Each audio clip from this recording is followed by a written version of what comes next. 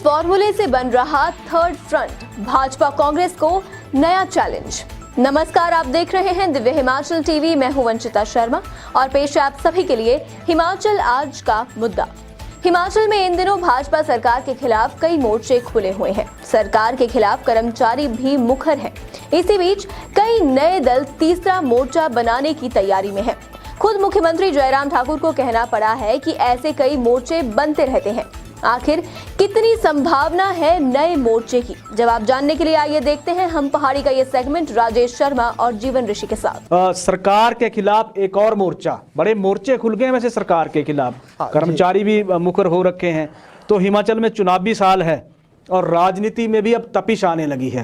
क्या लगता क्या है आपको, क्या ऐसा ही माहौल रहेगा, कुछ बदलेगा आने वाले दिनों में? जी, चुनावी मौसम है, चुनाव आने वाले हैं हिमाचल में और हिमाचल में सियासत जो है वो फेवरेट सब्जेक्ट रहता है। तो आने वाले दिनों में सियासत गरमाएगी। अभी हाल ही के घटनाक्रम को देखा जाए तो हिमाचल में दो प्रमुख पार्टियों भाजपा और कांग्रेस को अगर छोड़ दिया जाए तो कुछ एक छोटे दल जो नए अभी उभर रहे हैं उन्होंने अपनी प्रेजेंस दर्शाई है। इसके अलावा आम आदमी पार्टी की हिमाचल में एंट्री हुई है। तो और भी कई सारे मोर्चे जो हैं वो छोटे छोटे जिला स्तर पे एकजुटता को दिखाने की कोशिश कर रहे हैं ताकि भाजपा और कांग्रेस को एक तरह से टक्कर दी जाए। और एक थर्ड फ्रंट की बातें इन दिनों ज्यादा चर्चा में है। थर्ड फ्रंट की बातें चर्चा में है। थर्ड फ्रंट पे मुख्यमंत्री जयराम ठाकुर ने धर्मशाला में जवाब भी दिया। जी, थर्ड फ्रंट की बात क्यों उठने लगी है हिमाचल में? क्या जनता का या वोटर्स का भाजपा और कांग्रेस जो प्रमुख यहाँ दो राजनीतिक दल हैं उन पर से क्या विश्वास उठने लगा है या जनता विकल्प चाहती है? जी, हुआ अब तक तो अगर हिमाचल का देखा जाए तो मुख्यतः भाजपा और कांग्रेस को ही लोगों ने परखा है। लोगों का उनका में भरोसा रहा है। लोग चाहते हैं कि उनको स्थिर सरकार मिले। इस तरह की अस्थिरता नहीं है, कोई बड़े आंदोलन नहीं हुए हैं। लेकिन हाल ही के दिनों की घटनाएं देखी जाए, पिछले एक साल की घटनाएं देखी जाए तो जिस तरह से कर्मचारी सरकारों के खिलाफ मुखर हो रहे हैं, ये शायद पहली बार ऐसा हुआ है। जो विस्थापित हैं उन्होंने कई जगह एकजुटता दिखाई है और जो बेरोजगार हैं उन्होंने जोरदार प्रदर्शन किए हैं। और इसके अलावा कुछ और संगठन हैं जो कि जातीय आधार पर हैं या वर्ग आधारित हैं, उन्होंने भी अपनी प्रेजेंस दर्शाई है और एक तरह से आंदोलनों का माहौल बना है। पिछले अगर कुछ एक साल की बात की जाए तो हिमाचल में चाहे कोई बड़ा उग्र आंदोलन ना हुआ हो लेकिन आंदोलन लगातार हुए हैं और सरकार की एक तरह से नाक में दम कर रखा है। मतलब एक महक आ गई थी कि चुनाव आने वाले हैं, हो सकता है उसका असर हो। लेकिन हिमाचल में तीसरे मोर्चे की जब तक बात है, अगर हम इतिहास देख लें आज तक जब से हिमाचल बना है, तीसरा मोर्चा हिमाचल में कामयाब अभी तक उसका इतिहास या पृष्ठभूमि रही है, कामयाब नहीं हो पाया है। अगर पंडित सुखराम की बात कर लेते हैं, हिमाचल विकास कांग्रेस लेके आए थे। बेशक आती वक्त जब पार्टी जब आई थी सत्ता में तो उसने तो खलबली तो मचाई थी, लेकिन 2004 में वो मर्ज करनी पड़ी थी पार्टी कांग्रेस में।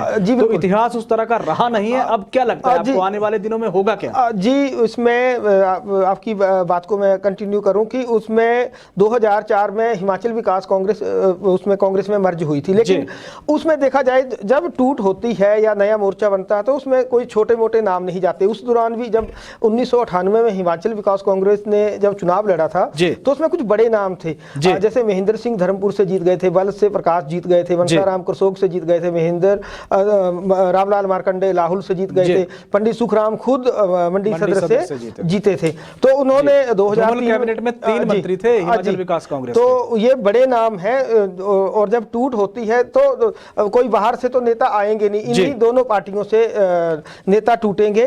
और अभी जो थर्ड फ्रंट की बातें हो रही हैं तो हिमाचल जन क्रांति पार्टी है, आम आदमी पार्टी है, राजन सुशांत कर्मचारियों के पक्ष में लगातार मोर्चा खोल रहे हैं। इसके अलावा और भी अभी उपचुनावों में कई सारे बागी थे जो एक दूसरे से जुड़ने की कोशिश कर रहे हैं ताकि एक मजबूत तीसरा विकल्प दिया जाए। और थर्ड फ्रंट की बातें लगातार पिछले दिनों से उठ रही हैं। जिस तरह से ये लोग अपनी प्रेजेंस दर्शा रहे हैं, ये कर्मचारियों के एक एक मसले को एड्रेस कर रहे हैं या फिर विस्थापितों की बातें कर रहे हैं।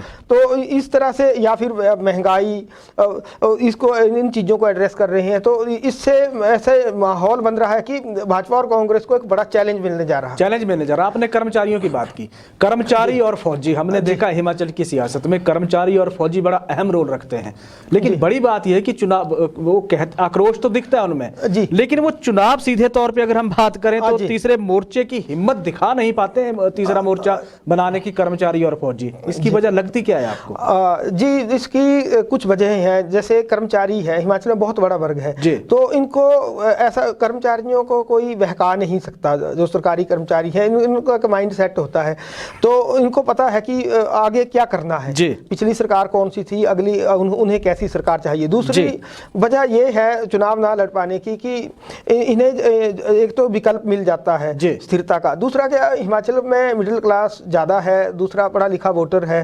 तो जातीय फैक्टर भी चलता है। बिल्कुल, जातीय फैक्टर भी चलता है। तो वो सीधे इलेक्शन लड़ने की बजाय वो जो उनकी मांग नहीं मानता है उन्हें वो चुनाव में हटा देते हैं।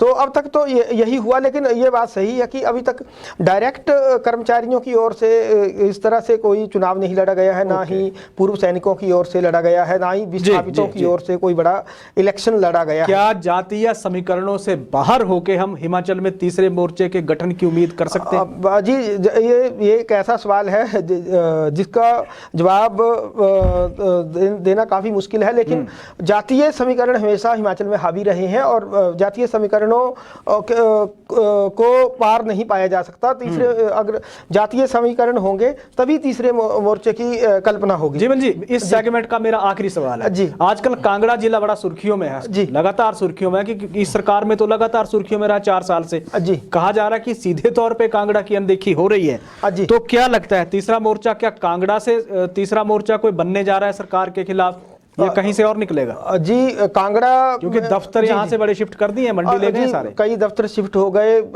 2-3 बड़े लीडर थे कांगड़ा जिला के जिन्हें हाशिए पे खेला गया इसी सरकार में, चाहे रमेश धवाला की बात हो या फिर मंत्रियों की बात हो, जिनसे या तो विभाग बदले गए या एक तरह से लोगों ने यही परखा कि कांगड़ा जिला से जोड़ के देखा गया और इसे कांगड़ा जिला की अनदेखी से जोड़ा गया। और इसी बात का फायदा जो है वो कुछ छोटी जो नई पार्टियां है वो उठा रही हैं। इसमें राजन सुशांत लगातार लोगों से मिल रहे हैं, रोजाना वो कर्मचारियों की बात करते हैं, विस्थापितों की बात करते हैं, महंगाई की बात करते हैं, भ्रष्टाचार की बात करते हैं, बेरोजगारों के ओपीएस को लेकर भी, ओल्ड पेंशन स्कीम को लेकर वो उन्होंने एक बहुत बड़ा मोर्चा खोल रखा है। तो कांगड़ा में उनका एक अपना कैडर है, तो कांगड़ा और जिला भी बड़ा, तो उस जिला को वो जोड़ने की कोशिश कर रहे हैं। और भी कई सारी पार्टीज हैं जो अपनी प्रेजेंस दिखा रही है। हिमाचल जन क्रांति की बात हो तो दावे कर रहे हैं कि हम लोग एक दूसरे से चेन बना रहे हैं, जुड़ रहे हैं और एक बहुत बड़ा विकल्प जो है वो जनता को देने जा रहे हैं। विकल्प देने मतलब आपके कहने का है कि कांगड़ा से मोर्चा,